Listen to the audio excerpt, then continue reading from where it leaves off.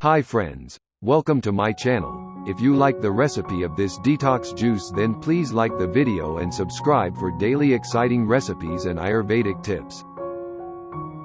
Friends, today we will learn how to make a healthy juice for detoxification of body and to keep our digestive system fit and healthy, because if our digestive system is healthy, then most of the diseases can be avoided. For ingredients, we have taken some papaya, pineapple, beetroot, apple, banana, carrot, savory syrup and white sugar. You can also take brown sugar. Add all ingredients to blender, and add savory syrup and sugar as per your taste, and blend all ingredients together till the time they are all blended finely.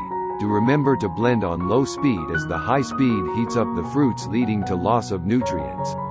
Your detox healthy juice is ready, and for better results, it should be consumed on room temperature.